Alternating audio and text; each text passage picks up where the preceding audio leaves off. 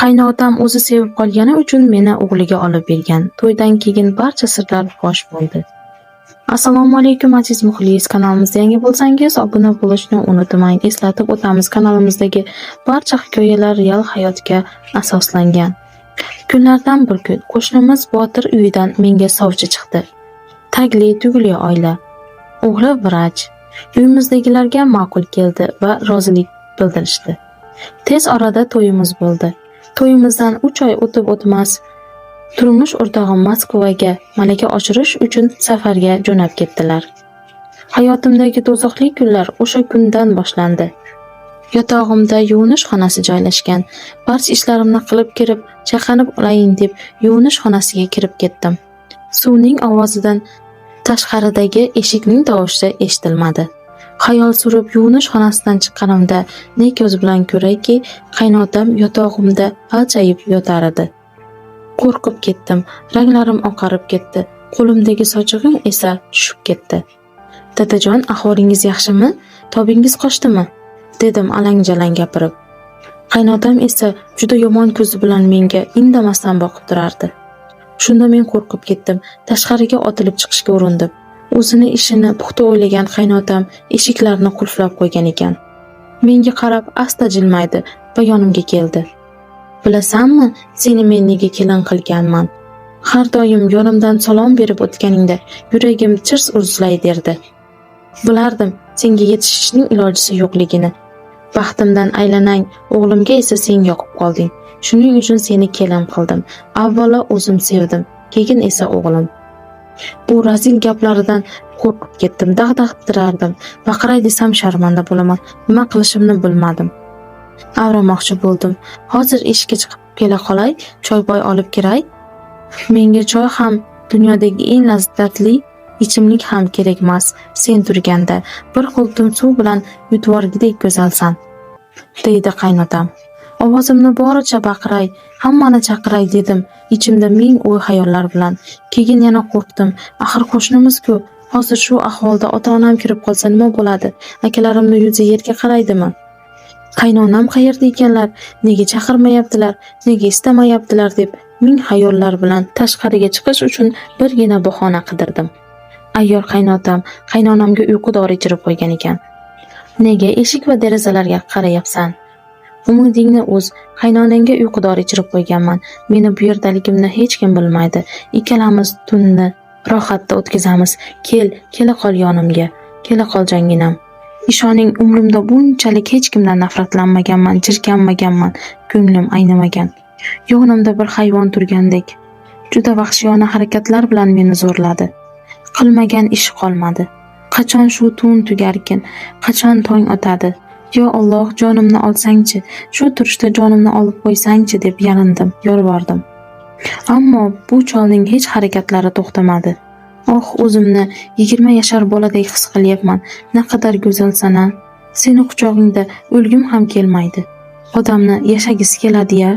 Bunchalar ham go'zal bo'lding sen. Quloqimni tagida pichirlaydi shunday deb. Ne azoblar ila tong ham otdi. G'ira-shira yorug' tushganda qaynotam xonamdan chiqib ketdi. Xayolimda o'ylayman, zombimi yoki manyak, tonggacha tinmadi. Butun badanim zirqirab og'riyapti. Endi nima qilaman? Nima degan odam bo'ldim? Bo'ldi, ketaman. Bu uyda bir lahza ham qolmayman, dedimda narsalarimni yig'ishtirib uyimga chiqib ketdim. Tong saharlab kirganimga oilamdagilar barchasi hayron bo'ldi. "Tinchlikmi? Nima gap? Bolam, bir gap bo'ldimi? Nega tong saharda narsalaring bilan chiqib kelyapsan? Yaqin yerdamiz-ku, narsalarning nima keragi bor?" deydi onam alang-jalang qilib. So'zlagani so'z topolmay qoldim. "Ona, biroz dam olay, charchadim shekilli", dedimda xonamga kirib ketdim.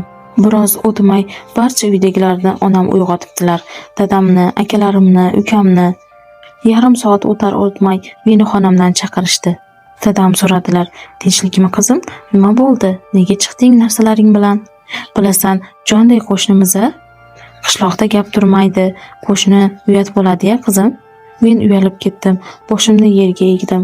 "Dadajon, men u xonadonda yasholmayman. Shu gapingdan qo'rqib turgan edim." "Nega yasholmaysan? Axir qaynona qaynotang bo'lsa, dang'illama hovli, o'g'li vrach, Ikkita odamni ham duosini olib xizmatini qilolmaysanmi? Senga shunaqa tarbiya berganmanmi? Bu xonadonda bir lahza ham qolmaysan. Kerak bo'lsa, o'liging chiqsin o'sha xonadondan. Yur, seni o'zim olib kirib qo'yaman, deb dadam jahl ortiga mindi. Akalarim ham, singlim, bizni yuzimizni yerga qaratma, jonday qo'shnimiz-a. Bora qol singlim, kam ko'sting bo'lsa bizga ayt. Lekin ajrashaman dema. Erkak kishimiz, g'ururimizni saqla. Onam esa dadam va akalarimning oldidan o'tolmadi. Bora qol qizim, uyingda toshday qot dedi. Og'zimni ham ochirishmadi. Boshimni ekkan holda ota-onamni kasal qilmay, nima bo'lsam o'zim bo'lay dedim-da, yana qaynotamni uyiga kirib bordim. Uyga borsam, qaynota qaynonam hech narsa bo'lmagandek kutib olishdi. Qaynonam hayratda, "Iya, tinchlikmi? Kecha yaxshigina uyingizga kirib ketgan edingiz. Tushingizdan qo'rqdingizmi?" deb kulib qo'ydilar. Qaynotam esa, "Bizni haydadigan kelinimiz yo'q, biz kelinimizni yaxshi ko'ramiz." "To'g'rimi onasi?" deb menga qarab kulib qo'ydilar. Qani endi yonimda bir narsa bo'lsa-yu, shu odamdan qutulsam, xayolimda faqat shu narsa aylandi. Ammo qo'limdan hech narsa kelmasdi. Ota-onamning nomusi, akalarimning ori mening yelkamga tushgan yuk edi. Sabr qildim. Qaynotam kun ora qaynonamga uyqu dori berib, meni yotog'imdan chiqmay qo'ydi. "O'g'lim yo'q, homilador bo'lib qolmagin yana", deb har xil saqlanish usullaridan foydalanardi. Mana 1 yil ham o'tibdi, turmush o'rtog'im uyga kirib keldilar. Qaynotamning qovuni qo'lidan tushdilar. Har gapning orasida, "Ha o'g'lim, qachon ketadigan bo'lyapsan? Yo uyingdan chiqolmaydigan bo'lib qoldingmi?"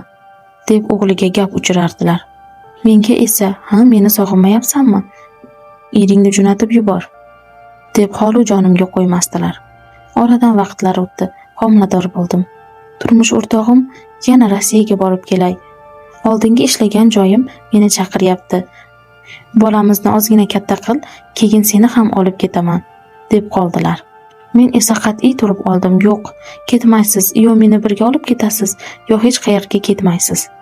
"Esing joyidami xotin? Axir bu bizni kelajagimiz, farzandimiz uchun harakat qilyapman. Ozgina sabr qil, kelaman yoki olib ketaman. Hozir vaziyat to'g'ri kelmayapti", dedilar va yana safarga ketib qoldilar. Meni hayotdan umidim uzildi. Endi bolam ham shu kunlarni ko'radimi? Axir bunday yashab bo'lmaydi, dedim. Eshigimni qulflab, bir kun tuni bilan o'ylanib chiqdim. Ertalab bolamni oldim, narsalarimni yig'ishtirdim, shaharga ketdim. Mana shaharga kelganimga 5 yildan oshdi. Ko'chada qoldim, ovqatsiz qoldim. Bolamga bergan kasha ham topolmagan kunlarim bo'ldi. Ammo o'nglandim, o'zimga kuch yig'dim, hayot bilan kurashdim. Hozirda kichkinagina tikuvchilik sexim bor. Daromadim o'zimga yetib turibdi. Ammo turmush o'rtog'im va oilam mendan voz kechgan. Bor haqiqatlarni oilamga, turmush o'rtog'imga aytayin desam, o'zimni nomusim, qalbim chidamayapti. Bardoshim yetmayapti, deb yozib qoldiradi yana bir zaifa. Aziz muxlis, sizlardan iltimos qilib ketamiz. O'z fikrlaringizni, maslahatlaringizni kommentariyalarda yozib qoldiring. Bir zaifani botqoqlikdan olib chiqishga o'zingizni to'g'ri maslahatlaringizni ayamang. Kanalimizga yangi bo'lsangiz obuna bo'ling. Videomiz keng tarqalish uchun like tugmachasini bosib qo'ying. Zaifa ayollarimiz o'z dardingiz bilan bo'lishmoqchi va unga yechim qidirayotgan bo'lsangiz, bizning kanalimizga murojaat qiling. Murojaatingiz befarq qolmaydi. E'tiboringiz uchun rahmat.